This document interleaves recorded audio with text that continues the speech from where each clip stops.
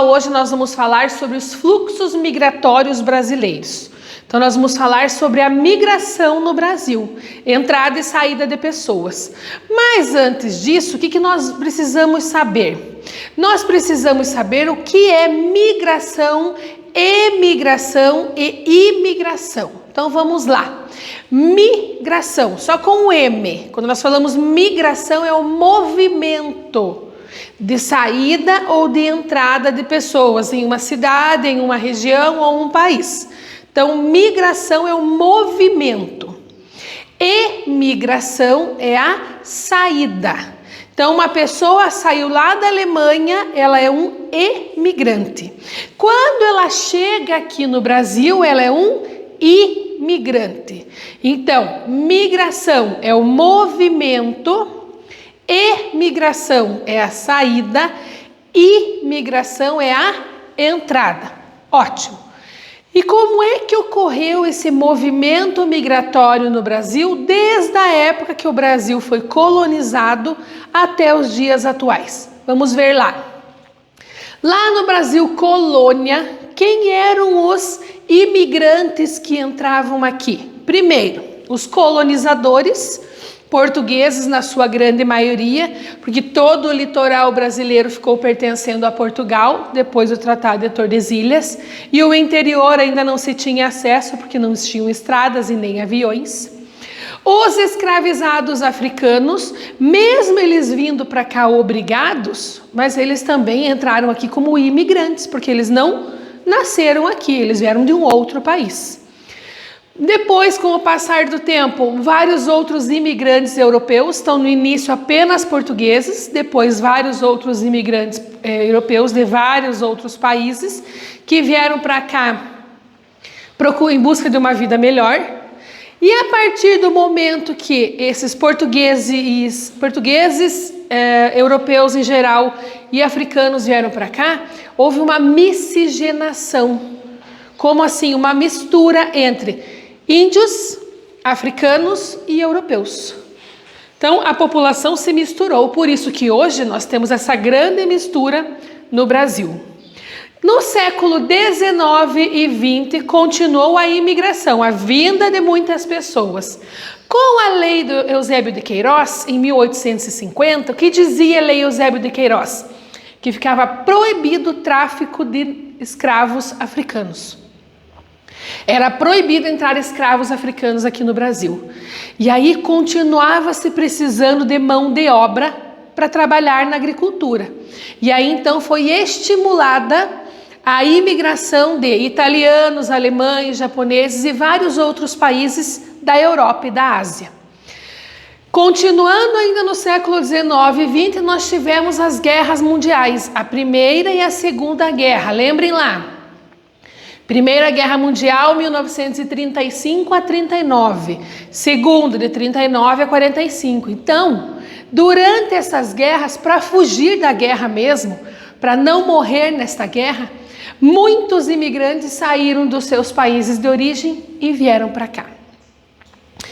Entre os anos, então, passando a Segunda Guerra, chegamos aos anos de 1880 e 1990. O Brasil entra em grandes crises econômicas. Essas crises econômicas fazem com que os brasileiros vão para outros países à procura de uma vida melhor. Para quais lugares eles foram principalmente? Então nós temos lá vários descendentes de japoneses que nós chamamos de decassegues. Esses decassegues são descendentes de japoneses que vivem em outro país que não era o Japão. Então, como eu estava falando, devido a crises econômicas no Brasil, esses descendentes de japoneses foram para o Japão para trabalhar. Então, a partir de 1880 e 1990, o fluxo migratório mudou. Então, até essa data, estavam apenas vindo pessoas para o Brasil para procurar cultivar as terras que até então tinham acabado de ser descobertas. A partir de 1880, as pessoas começam a ir embora do Brasil. Não todas, mas muita gente. Então, os decassegues indo para o Japão, os brazucas para os Estados Unidos. O que são brazucas? São pessoas de etnia e costumes brasileiros que vivem em outros países. E aí nós tivemos uma grande quantidade de pessoas entre 80 e 90 indo para os Estados Unidos, muitas vezes clandestinamente à procura de empregos. Hoje não tem mais? Tem sim, só que naquela época era muito grande o movimento, por isso que ele está sendo caracterizado nesse conteúdo. E muitas pessoas também indo para a Europa. Por que indo para a Europa? Nós sabemos que a Europa já passa por muito tempo por um envelhecimento populacional, e aí essas pessoas, principalmente descendentes de europeus, estão indo para lá à procura de melhores condições de vida. No início do século XXI, o que nós tivemos? O retorno de muitos brasileiros que estavam fora do Brasil. Até 1990, a crise era no Brasil e eles iam embora à procura de uma vida melhor. No início do século XXI, então, a partir do ano 2000, a crise também chegou em outros países. E aí aquelas pessoas que estavam lá no Japão, lá nos Estados Unidos para trabalhar e ganhar dinheiro, não estavam mais conseguindo empregos. Então eles fizeram a volta, né, o movimento inverso. Começaram a voltar para o Brasil. E aí, além disso, além dos brasileiros que estavam voltando, o Brasil tornou-se um polo de atração. Para quem? Para outros sul-americanos, argentinos, colombianos, bolivianos, paraguaios. Então, além dos brasileiros que estavam voltando, essas pessoas próximas aqui a nós, na América do Sul, também estavam indo em direção ao Brasil, além de outros africanos e asiáticos. No início dos anos 2000 também nós tivemos um grande número de refugiados vindo para o Brasil. Refugiados são aquelas pessoas que fogem do seu país sem trazer nada consigo. Qual a diferença de um imigrante e de um refugiado? O imigrante se prepara para aquilo. Então se organiza, se tem um carro, vende o carro, compra passagem, vai para o outro país. O refugiado não, ele foge da sua casa de um dia para o outro. Hoje ele decidiu, amanhã eles estão indo embora. Eles pegam a roupa do corpo, a mochila com algumas roupas que tem no guarda-roupa e vão embora. Abandonam tudo. Por que eles fogem? Muitas vezes perseguição política, perseguição religiosa, guerras, crises econômicas. Nos últimos meses nós estávamos vendo muitos refugiados da Venezuela vindo para o Brasil. Então, devido à crise econômica na Venezuela, eles vinham para cá. Agora que nós já vimos as migrações externas de outros países para o Brasil ou do Brasil para outros países, vamos ver a migração interna dentro do próprio Brasil. Primeiro, na época colonial, dentro do Brasil nós tínhamos pouca migração de uma região para outra. Por quê? Existiam apenas alguns espaços que eram desenvolvidos economicamente, chamadas de ilhas econômicas. Não tinham estradas, os meios de transporte eram precários, então a migração dentro do Brasil nessa época, ela era muito pequena. Após a Segunda Guerra Mundial, após 1945, nós tivemos um grande número de migrações interregionais, quer dizer, entre as regiões do Brasil.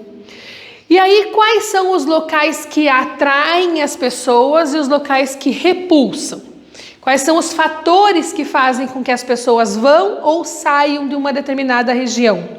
Fatores de repulsão.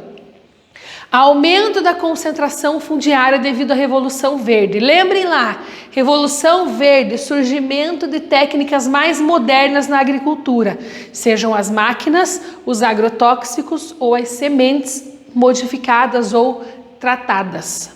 A partir do momento que tivemos a Revolução Verde, só quem tem dinheiro conseguiu sobreviver. Os outros não tinham dinheiro para chegar a essa modernização, a comprar as máquinas, as sementes e tudo mais. Então teve uma grande concentração fundiária, que é isso?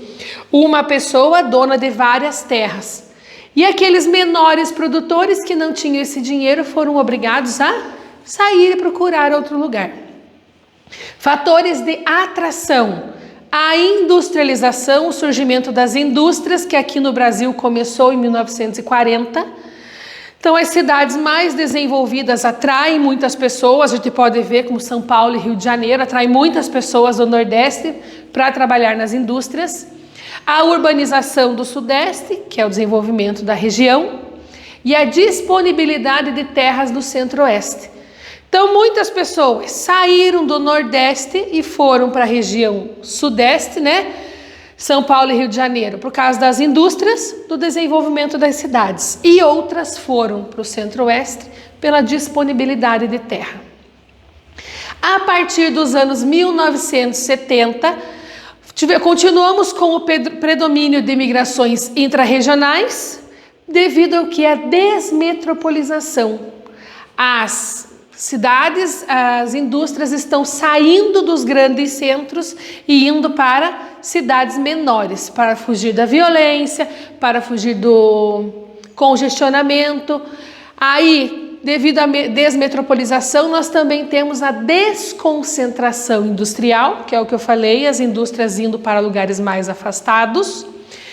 O avanço da fronteira agrícola para a Amazônia, devido ao desmatamento da Amazônia, estão criando animais e plantando muitas vezes soja na Amazônia e muitas pessoas indo para lá para trabalhar na agricultura.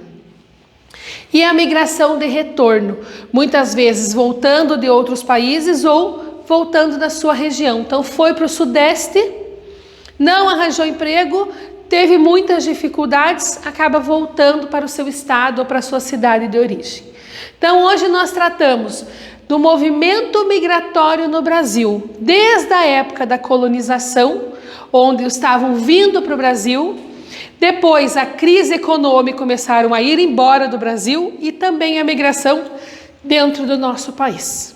Espero que vocês tenham aprendido, façam as atividades com muita atenção e até a próxima aula.